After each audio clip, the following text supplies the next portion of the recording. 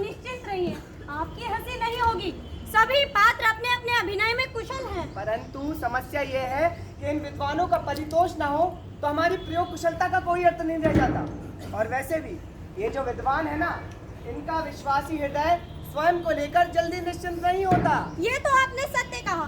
तो कहिए आर्यन, हमें आगे क्या करना चाहिए? अरे वाह, इससे अच्छी बात क्या हो सकती है। तो क्यों ना एक गीत सुनाया जाए, जिसे सुनकर इन लोगों का मन आनंदित हो उठे। जो आज्ञा आर्यन। अरे टिमकी में गणेश, टिमकी में गणेश, टिमकी में गणेश, टिमकी में गणेश, ढोलक पे बैठी मैया शारदा, टिमकी में गणेश, टिमकी में गणेश, टिमकी में गणेश, ढोलक पे बैठी मैया शारदा, ढोलक पे बैठी मैया शारदा, ऐसे तुमका ऊपर को कर लो, ऐसे तुमका ऊपर को कर लो, नैना से नैना मिलत नैया, मिलत नैया, मिलते नैना मिलत नैया, अरे नैना से नैना मिलत नैया, मिलत नैया, मिलते नैना नैया। वाह वाह वाह वाह आर्या, क्या नृत्य दिखाया है तुमने। पूरा सभा का मन बांध लिया है। तो आर्या, अब हम किस नाटक का अभिनय करके इनका मनोरंजन करें? अभी आपने तो कहा आर्य कि हम लोग अभिज्ञान शाकुंतल करने जा रहे हैं। अरे हाँ आर्या, मैं तो भूल ही गया था। अच्छा याद दिलाया तुमने। आर्या, वो देखो, वो देखो, एक हरिण शावक राजा दुष्यंत को अपने पीछे खींच लिया आता है।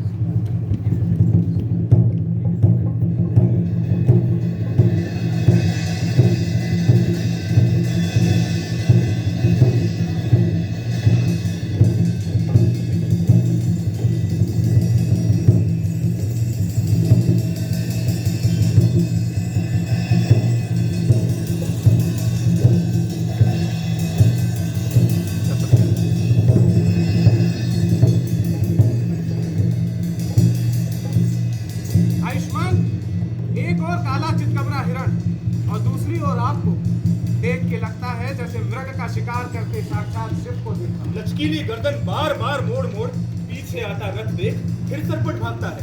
पीछे का आधा भाग बाण लगने के डर से आधे के आगे भाग में सिमटा जाता है। बड़ी बड़ी कुलाचे भरता जैसे नभ में उड़ा जाता है। मैं इतना तेज इसका पीछा कर रहा हूँ, फिर भी ये बार बार आंखों से ओझल हुआ जाता है। सारथी, लगाम ढीली कर दो। जैसी आयुष्मान की आज्ञा।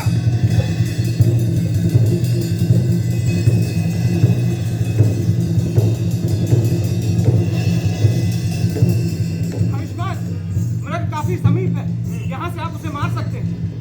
ये लो।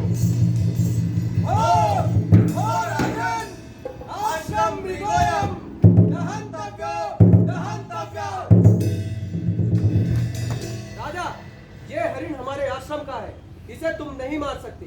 कहा ये आग जैसा बाण और कहा ये कांपती सी जान लिए नन्हे नन्हे हिरण। अपने हाथ का शस्त्र पीछे हटा लो। तो लीजिए, इसे पीछे ले लिया।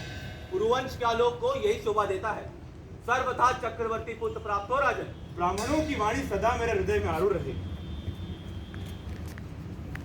राजा, सामने मालिनी के तट पर हमारे गुरु कुलपति कर्ण का आश्रम है। हम लोग संविधा लाने जा रहे हैं, शकुंतला जिसकी अधिष्ठात्री देवी की तरह। यदि किसी कार्य में बाधा ना हो तो वहां चलकर अतिथि सत्कार करो। तो क्या कुलपति स्वयं वही हैं? नहीं, वो अपनी पुत्री शकुंतला को अतिथि सत्कार का आदेश देकर स्वयं सोम तीर्थ गए हैं, उसके प्रतिकूल ग्रहों की शांति का उपाय करने। तो ठीक है, हम उनकी पुत्री से ही मिलने गए। महर्षि के लौटने पर वो ही उनसे हमारा भक्ति निवेदन कर देंगे। तो अब हम लोग चल रहे हैं। चलिए राजन, चोद्यताम मम रथः।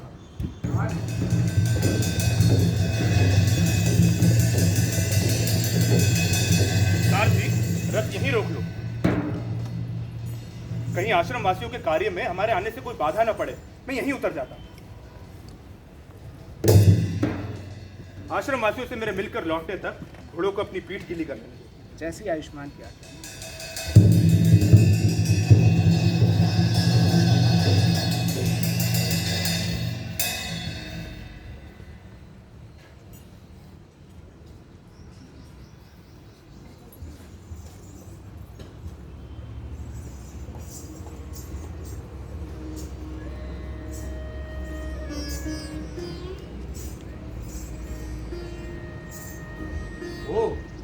ये रहा आश्रम। अब मैं इसके अंदर प्रवेश करता हूँ।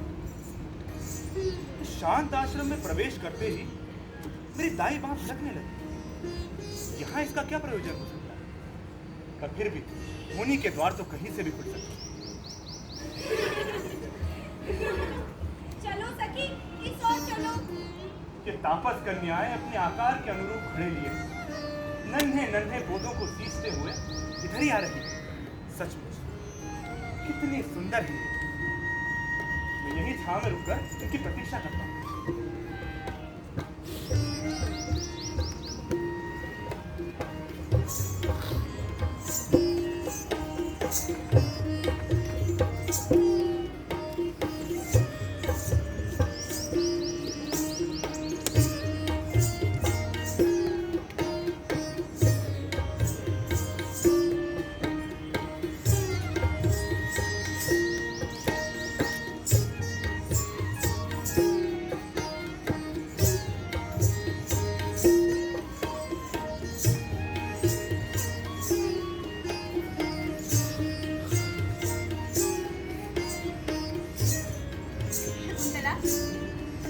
मुझे तो लगता है कि तातगण को मुझसे कहीं अधिक ये आश्रम के वृक्ष प्रिय है। तभी तो इस नवमल्लिका के नए फूलों से कोमल लड़की को इनके थाले भरने में लगा रखा है। ओ, तो यही है शकुंतला। पर आचार्य कण्व ने इसे यूं आश्रम कार्यों में लगाकर अपने विवेक का परिचय नहीं दिया। यदि आचार्य चाहते हैं कि ये निसर्ग से सुंदर शरीर तापस धर्म की साधना करे, तो उनका ये प्रयत्न नीले कमल की पंखुड़ी से चंबा की डाल काट लेता है। यही पेड़ की ओट में रहकर इसे निशंक भाव से काम करते देखता हूँ। देखना अनसुईया, ये प्रियंवदा ने मेरा बलकल कितना कष्ट दिया है। मुझे कष्ट होता है, थोड़ा इसे ढीला कर दे। अच्छा, मुझे क्या कोसती है? अपने उभरते यौवन को कोस, जिसने तेरे स्तनों में इतना उभार ला दिया है। ठीक ही तो कहा इसने। ये अभिनव शरीर और अपने स्तनों के विस्तार को अपने में समेटे हुए ये वल्कल उसकी पूरी शोभा उसी तरह नहीं दिखा पा रहे जैसे पीले पत्तों के झुरमुटों में एक नया फूल खिला। शकुंतला, क्या तू इस वन तोषणी को भूल गई जिसने इस आम के वृक्ष से स्वयंवर रचाया और जिसको तूने ही वन तोषणी का नाम दिया? अनसुईया, तू जानती है शकुंतला वन तोषणी को इतना क्यों देखती है? क्यों देखती है? इसलिए कि जिस तरह इस वन तोषणी को अपने अनुरूप वृक्ष मिला है, उसी तरह इससे भी अपने अनुरूप पति मिले। बस तो समझ ले कि तेरा विवाह होने ही वाला है। सच में, मैं ये हंसी में नहीं कहती। माधवीरता का खिलना तेरे लिए शकुन की बात थी। ऐसा मैंने तात्कण के मुंह से सुना था। देखो, नवमालिका में पानी पीने से अस्पताल में घूम रहा, जैसे उससे हटके मेरे मुंह में तीर्थ घूम रहा है। सखियों, बचाओ ना मुझे दुष्ट खबरें से। देखो रे सखी, देखो रे सखी, देखो रे सखी, देखो देखो देखो देखो रे सखी, देखो देखो देखो देखो रे सखी, देखो रे सखी, देखो रे सखी, देखो रे सखी। घबराए तू घबराए तू घबराए तू घबरा, कोई बचाए रहा न जाए, तुझ पे तो अब कहा न जाए, कोई बचाए रहा न जाए, तुझ पे तो अब कहा न जाए। मन को मेरे भर भाए, मन को मेरे भर भाए, घबराए तू घबराए तू घबराए तू घबरा, तेरा वारसा एक घबरा, तेरा वारसा एक घबरा। देखो रे सखी, देखो रे सखी, देखो रे सखी, देखो रे सखी, देखो रे सखी, देखो रे सखी। तो क्या विनाशक पूर्वों के वंश में कौन है जो इन भोली भाली तापस कन्याओं को तू अनाचार से पीड़ित कर रहा है? अरे, कोई भी यहाँ अनाचार नहीं कर रहा। बस एक घोड़ा है जिसके पास आकर मंडराने से हमारी सखी डर गई है। तुम कुछ कहो। तुम्हारी तपस्या तो उत्कर्ष पर दिखती है। किसी विशेष अतिथि के आने से जरूर उत्कर्ष पर है। हमारे को प्रणाम करती है। ये क्या है? क्यों इस व्यक्ति को देखकर मेरे मन में ऐसे भाव उठ रहे हैं जो इस तपोवन की मर्यादा के अनुकूल नहीं तो कहिए, कौन से राजर्षि वंश से शोभा है आपकी?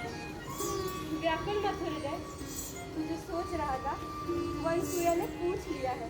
मैं तो एक वेदविद ब्राह्मण हूँ। महाराज पौरव ने मुझे यहाँ धर्माधिकार के कार्य के लिए नियुक्त किया है। मन में इस पवित्र आश्रम को देखने की लालसा थी, इसीलिए इस धर्मवन में चला है। धर्म आचरण करने वाले के लिए तो ये गौरव का विषय है। शकुंतला, इस समय तात्पर्य यहाँ पर होते तो क्या होता? तो अपना सब कुछ देकर भी इस विशेष अतिथि का सत्कार करते। हटो, तुम लोग कुछ और ही मन में रखकर बात कर रही हो, मैं तुम्हारी बात नहीं सुन। वैसे हम भी आपकी सती के विषय में कुछ पूछना चाहते हैं। ये तो आपका अनुग्रह है। मेरी आज्ञा कैसी? आचार्य कर्ण तो बचपन से ही ब्रह्मचारी है ना, तो फिर ये उनकी पुत्री कैसे हुई? इनके पिता एक प्रभावशाली राजर्षि थे। उनके छोड़ देने पर इनका पालन तात्काल ने किया, तो इस नाते ये उनकी बेटी हुई। हम आगे भी सुनना चाहते। तो सुनिए, बहुत पहले की बात है। एक बार राजर्षि उग्र तपस्या कर रहे थे। उनकी तपस्या को भंग करने के लिए देवताओं ने मेनका नामक अप्सरा को उनके पास भेजा। फिर क्या था? वसंत उतर रहा था, समय रमणीय था। ऐसे में मेनका के उन्मादक रूप को देखकर तभी तो हमें देखते ही लगा था कि ये तो सिर्फ अप्सराओं की संतान ही हो सकती है। यही सत्य है। ठीक ही तो है। अरे मानवी से ऐसे रूप का उदय क्यों कर संभव है? क्या कभी कांपती विद्युत भी धरती के गर्भ से जन्म ले सकती है? लगता है अपनी मनोकामना पूर्ण हो, ऐसी संभावना है। इस समय तो धर्माचरण का अंकुश इसके सिर पर है। प्रसाद का निश्चय यही है कि इसके अनुकूल वर मिलते ही इसका विवाह कर देंगे। हृदय, हृदय जैसी तुझे आशंका थी, वैसी ये आग नहीं, बल्कि ये तो एक शीतल रत्न है जिसे तू छू सकता है। लेकिन सूया, अब मैं यहाँ से जा रही हूँ। क्यों? मैं जाके आर्य गौतमी को बताऊंगी। ये प्रेम वदा यहाँ ना जाने क्या क्या किधर समझ रही है। ना, हम आश्रम वासियों के लिए उचित नहीं। एक विशेष अतिथि आया हो और हम सत्कार किए बिना उठ के चल दें। अरे ये तो सचमुच चल रही। सच, किसी कामातुर व्यक्ति की चेष्टाएं भी उसके मनोभावों की तरह ही होने लगती है। क्यों चलती? कभी नहीं जा सकती। क्यों नहीं जा सकती? क्योंकि मेरा खिलौना दिल है। दो पेड़ सींचने का। पहले वो उतार दे, तब जाना। अरे वो बेचारी तो पौधे सींच कर पहले ही इतनी थक गई है। खड़े उठाए रहने से कंधे झुके और हथेलियां अब तक लाल। सांस इतनी तेज कि स्तन कांप जाते हैं। तो ऐसा करता हूँ कि इसका ऋण मैं ही उठाऊं।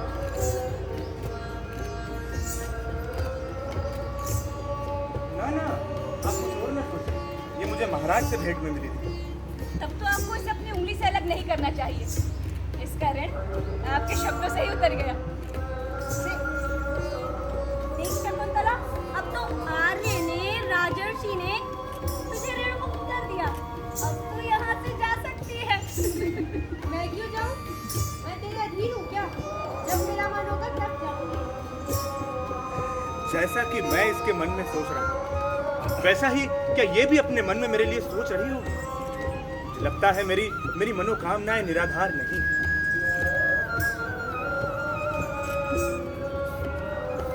तपस्वियों सुनो, तपोवनवासी जीवन की रक्षा के लिए तैयार हो गए।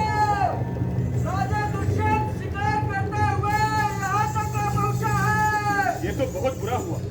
लगता है मेरे सैनिकों ने मुझे खोजते हुए तपोवन को चारों तरफ से घेर लिया है।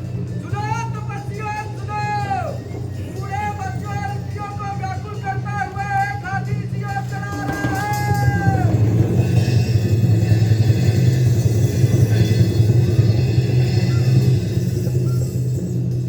अरे, इस हाथी के यूं उधम मचाने से हम सब घबरा गई हैं। हमें आज्ञा दें कि हम अपनी पर्णशाला में चली जाएं। चलें सुना। ये क्या है? जांघों के कांपने से मेरे लिए चल पाना तो असंभव होता जा रहा है। आप लोग सहज भाव से चली जाएं। इधर मैं प्रयत्न करता हूँ कि किसी भी प्रकार से आश्रम को कोई क्षति न पहुँचे। चलें सुनो।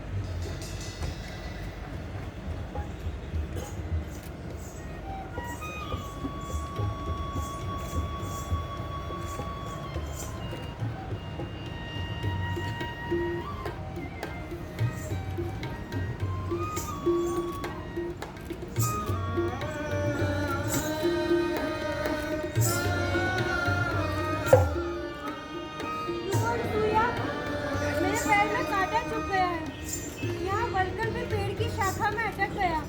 तनिक रुको मेरे लिए, जिससे मैं इसे निकाल सकूं।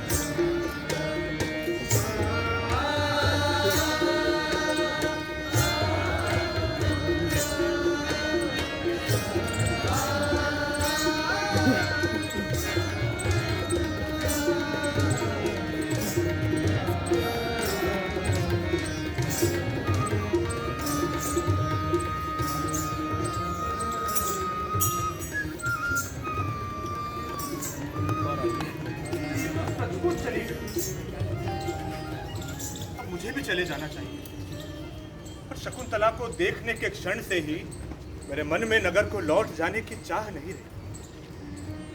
शरीर आगे की ओर जा रहा है, किंतु मन की दिशा पीछे की ओर है। महीन रेशम की ध्वजा सा ये मेरा मन है, जिससे मैं वायु की प्रतिकूल दिशा में लिए जा रहा हूं।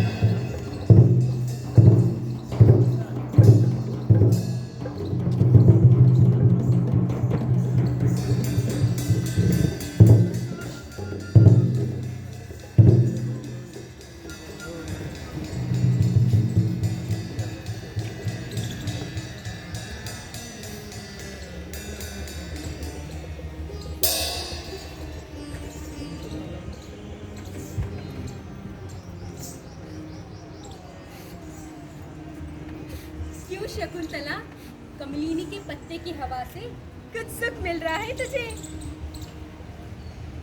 क्या मेरी सखी मुझ पर हवा कर रही है?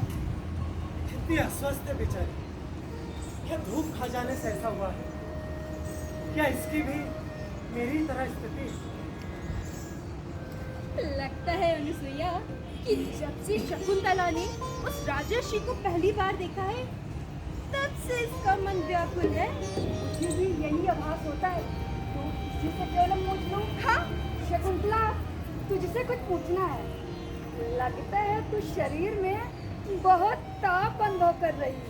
देख, तेरे मन की बात तो हम नहीं जानते, परंतु ऐतिहासिक कथा काव्यों से कामियों की अवस्था में जैसा कुछ जाना सुने, वैसी तेरी अवस्था जान पड़ती है। तो बता, तेरे इस कष्ट का वास्तविक कारण क्या है? जब से तपोवन के राजा को मैंने देखा है, हाँ हाँ कहती रहे, तब से उन्हें पाने की आकांक्षा से मेरी ये अवस्था हो रही है। एक अनुरूप वर के लिए तेरे मन में कामना जागी है शकुंतला। एक महानदी सागर को छोड़कर हर कहाँ आश्रय ढूंढ सकती है तू।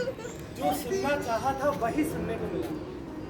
काम व्यक्ति को यहीं तक पहुंचा सकता है, उसके बाद सब कुछ प्रयत्न पर निर्भर है। जाने क्यों इसे ऐसी अवस्था में देखकर भी मुझे बहुत सुख मिल रहा है। शकुंतला, अपनी इस अवस्था में एक अच्छी सी गीतिका अपने मन में सोच डाल।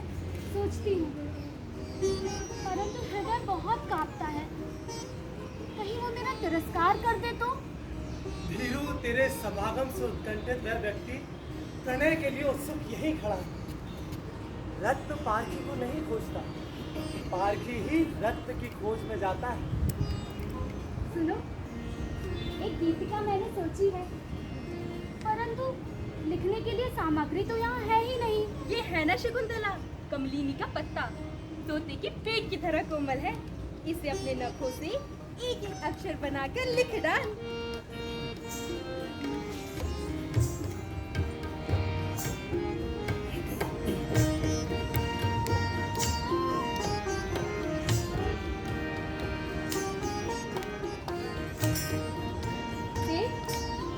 ठीक बन पड़ी है या नहीं? चलो निसैया, देखते हैं।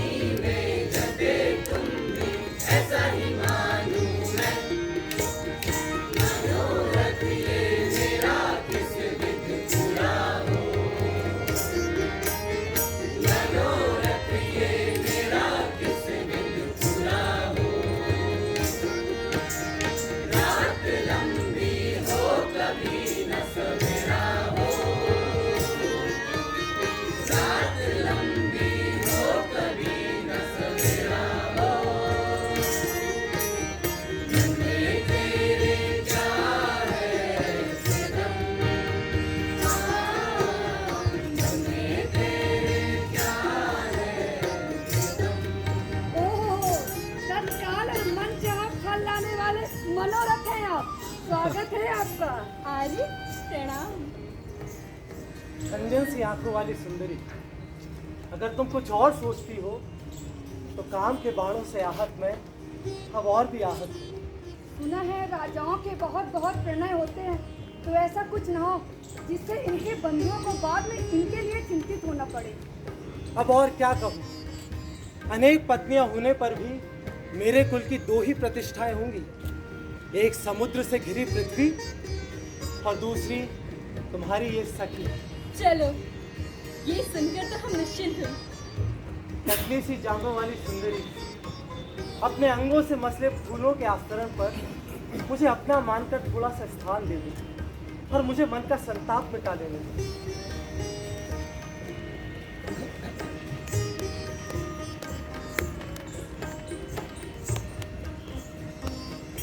बस इतने से ही संतुष्ट हो जाएगा। है तो लाज तुझे आती नहीं? मेरी ये अवस्था है और तुम दोनों को फिर भी हंसी सोच रही है। देख प्रियंवदा, वो हर एक शावक इधर उधर नजरें घुमाता अपनी खोई हुई माँ को ढूंढ रहा। चलकर मैं उसे उसकी माँ से मिला दूं।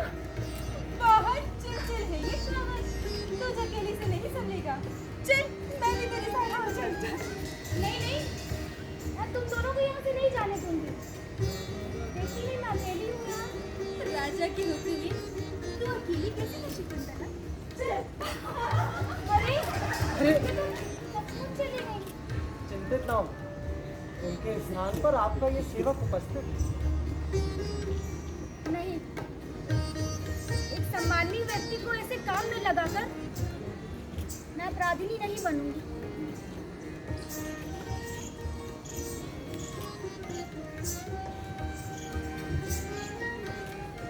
अरे अभी तो दिन भी नहीं ढला और तुम्हारे शरीर की ऐसी अवस्था। छोड़ो मुझे, मैं अपने अधीन नहीं। मन में चाहे जितनी उत्कंठा हो, फिर भी पुरुष के चाहने पर उसे मना ही करेंगे। समागम के सुख की चाहे जितनी अभिलाषा हो, फिर भी आत्मसमर्पण पर खाना खाने ही करेंगे। व्यर्थ समय नष्ट करके कुमारियां भी कामदेव को यूं ही सताती होंगी, तो मैं ही अपने मन की क्यों न करूं। देखो कौरव, इस तरह मर्यादा का उल्लंघन मत करो। आसपास ऋषि लोग आ जा रहे होंगे। अपने गुरुजनों की ओर से कोई आशंका मत करना। उन्हें तुम्हारे किसी आचरण से कोई दुख नहीं है। और सुना जाता है कि पहले भी कई ऋषि कन्याओं ने गंधर्व विधि से विवाह किया, हर बड़ों ने सदा उसका समर्थन किया है।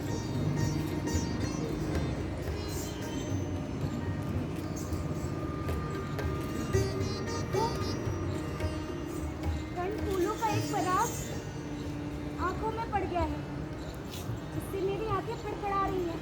अगर अनुमति हो तो क्या मैं उसे निकाल दूं? बड़ी कृपा होगी।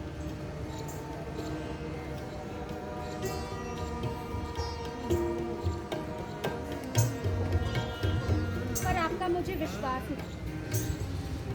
खंजन सी आंखों वाली सुंदरी, हम कोई धृष्टता नहीं करेंगे।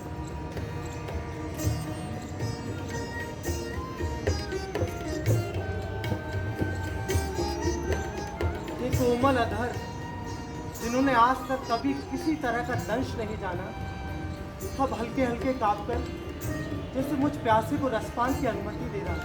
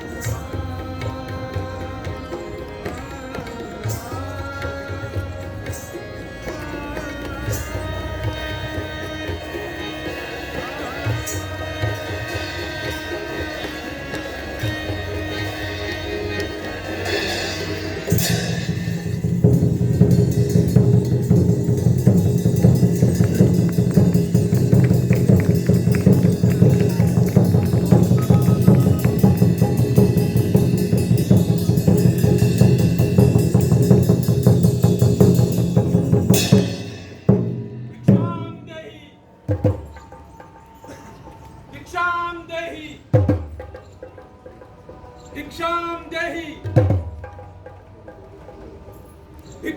देहि भिक्षाम देहि। मैं एक अतिथि हूं और तू मेरा इस तरह से अनादर कर रही है। जिसके ध्यान में डूबी तू सामने आए मुझ तपस्वी को देख नहीं पा रही। उसे याद दिलाने पर भी वो तुझे उसी तरह से भूला रहेगा जैसे कोई पागल अपनी कही बातों को भूल जाता है।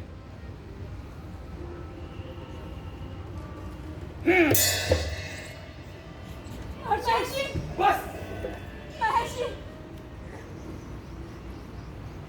मैं आपके तप के प्रभाव से वंचित है। कृपया उसे अपनी बेटी समझकर क्षमा कर दीजिए। अब मेरी कही बातें तो वापस लौट नहीं सकती, किंतु हाँ, यदि उनका दिया कोई आभरण ये उसे दिखा देगी तो उसके सिर से श्राप की छाया उतर जाएगी। तथास्तु।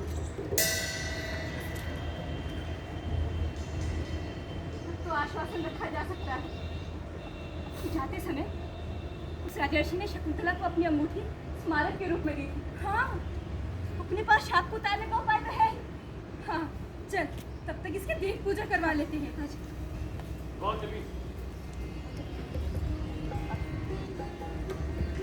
ऋषि शारंग्रव और शार्दूल से कह दो मेरी शकुंतला को लेकर जाने की तैयारियां करें। जो आ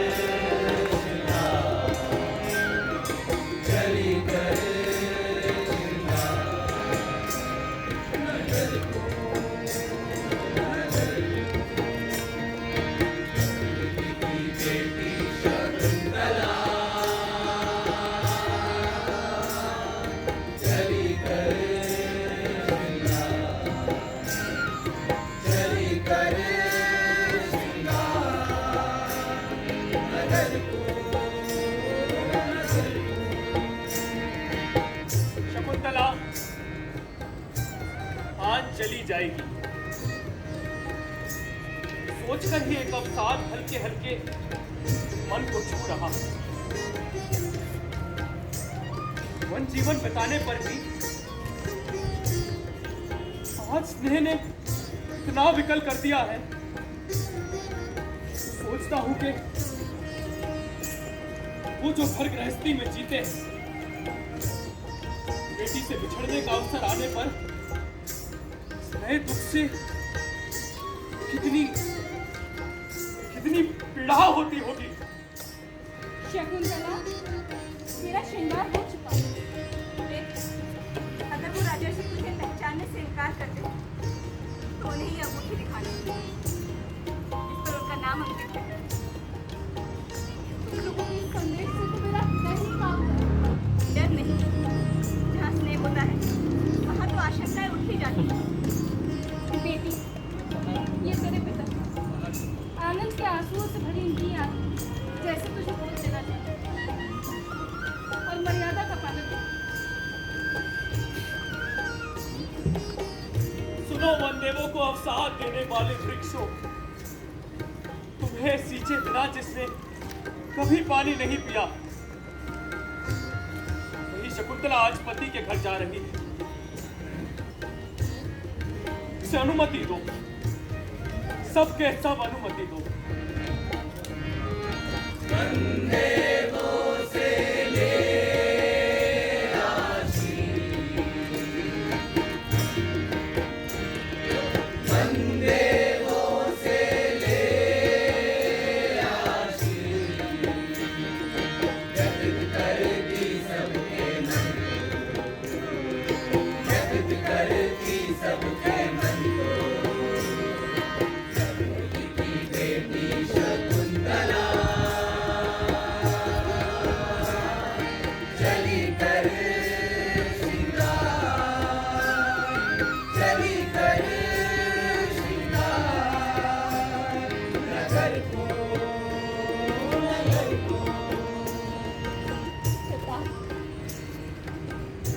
गर्भभार से मंथर होने से पर्णशाला के आसपास से विचरण करने वाली हरिण जब एक अच्छे से छौने को जन्म दे तब उसका समाचार मुझे भिजवाइएगा जरूर। भूलिएगा नहीं। नहीं भूलूंगा बेटी।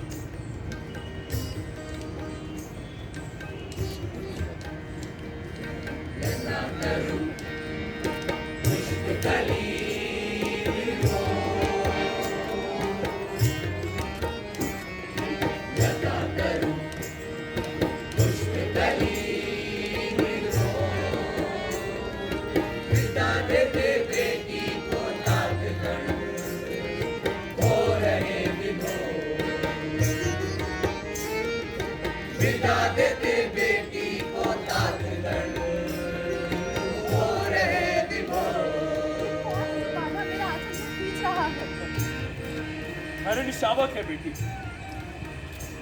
तेरा ही माना हुआ बेटा है। इस समय तेरे मांग से हटना नहीं चाह रहा।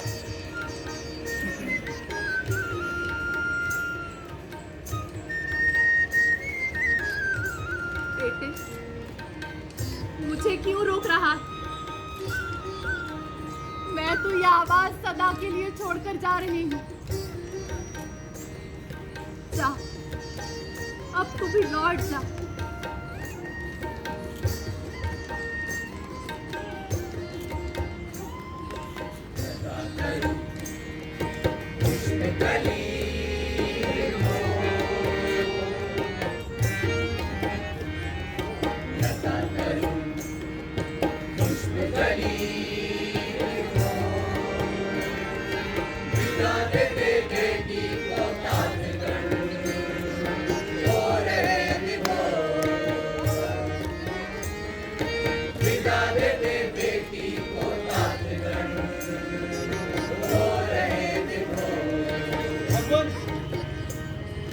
बंधुजन सिर्फ पानी की सीमा तक ही छोड़ने आते हैं।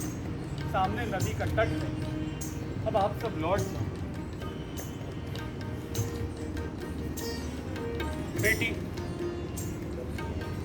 मेरा तप अनुष्ठान रुका हुआ है, अतः मुझे लौटना होगा। पिता, आपकी उत्कंठा तो तप अनुष्ठान से समाप्त हो गई, लेकिन मेरी उत्कंठा तो अभी उसी तरह बनी हुई है।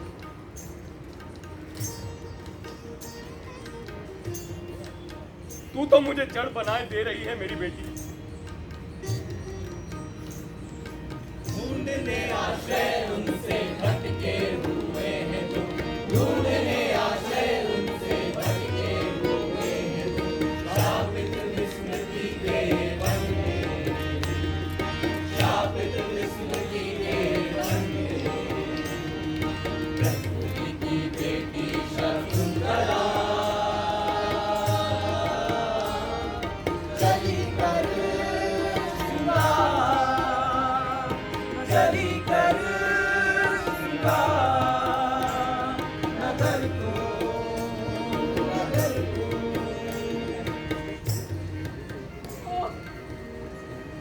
शकुंतला, शकुंतला, शकुंतला तो वन पंक्तियों की ओर से चली गई।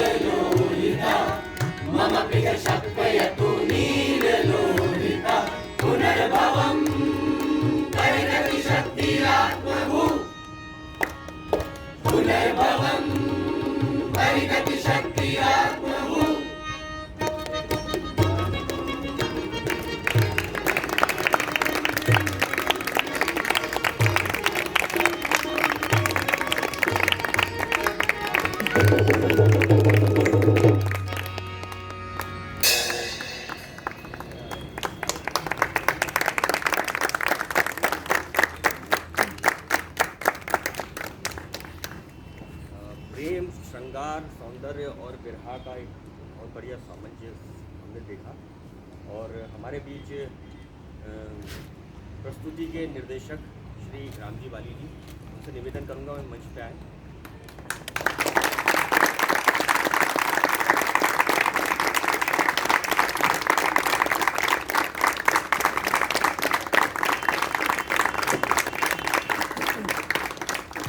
साथ ही संगत कलाकार कृपया मंच पे।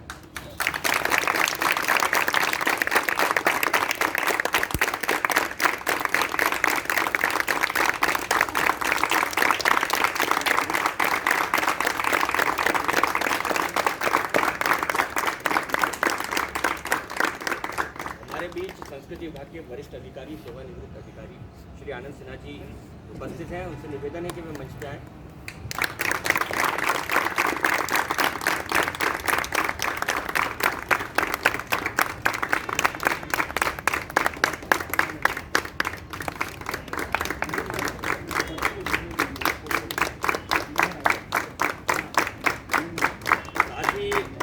सत्र के साथ उर्दू उच्चारण पर कक्षाएं संचालित कर रहे श्री श्याम मुंशी जी, वे भी मंच पे आए। और जदुमणि दादा जी भी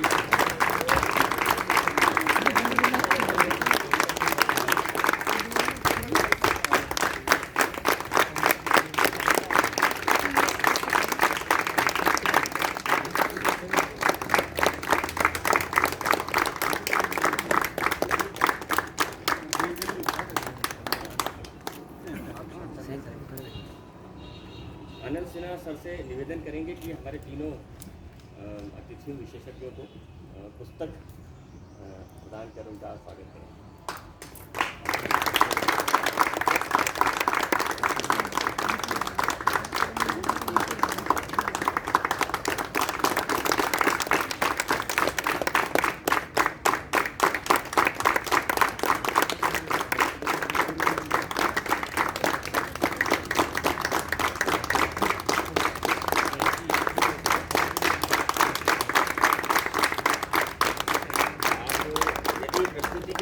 पाली जी, आनंद सिन्हा सर, श्याम मुंशी जी या यदुवती दादा कुछ कहना चाहें तो प्लीज।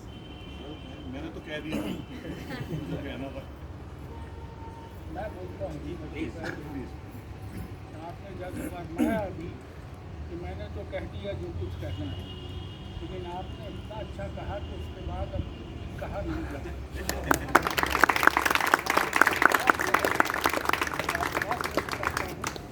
आपने इतनी प्रसंग को पेश किया और मैं तमाम कलाकारों बहुत बहुत मुबारकबाद पेश करता हूँ, दुआएं देता हूँ कि वो आगे बढ़े, तरक्की करें, तमाम स्टूडेंट्स को और म्यूजिशियंस को जिन्होंने इतना खूबसूरत म्यूजिक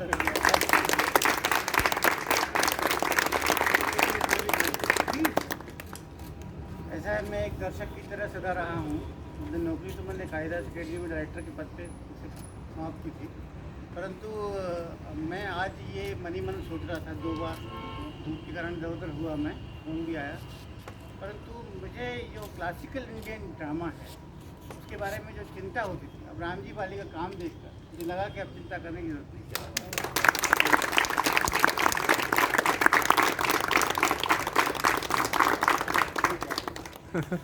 नाटक के बारे में बोलने से ज़्यादा आशा है नाटक देखें, लेकिन करने वाला बधाई आप सब।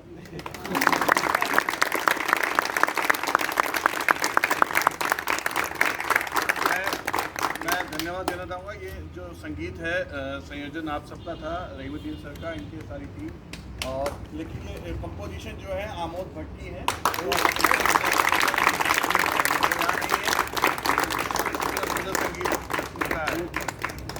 क्योंकि सभी लोग विद्यालय के अंदर के लोग हैं और मुझे नहीं लगता विशेष रूप से कि पात्र परिचय कराने की आवश्यकता सब जानते हैं। हाँ, यदि हम बाहरी रूप से किसी दर्शक को आमंत्रित करते तो शायद ये उचित होता, लेकिन यदि आप चाहते हैं कि आपका पात्र परिचय हो तो कृपया वहाँ से आप शुरू करें।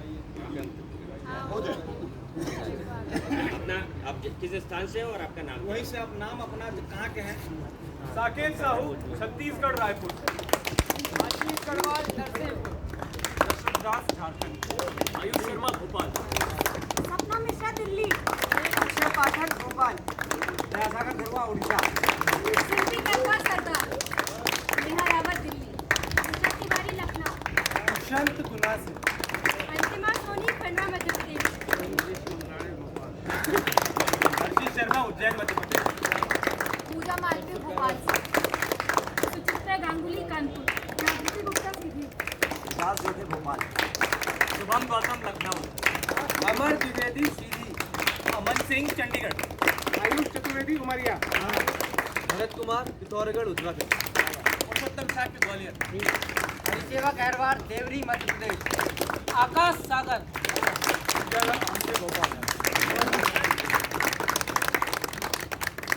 तो बिहाफ ऑफ मध्य प्रदेश नाट्य विद्यालय और निदेशक मध्य प्रदेश नाट्य विद्यालय की ओर से हम आपका आभार व्यक्त करते हैं।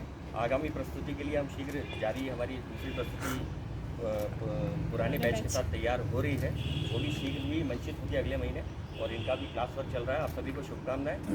आज के लिए इतना ही। यदि और कुछ कोई विद्यार्थी बोलना चाहे तो बोले, अन्यथा आज का कार्यक्रम समाप्त है। Thank you.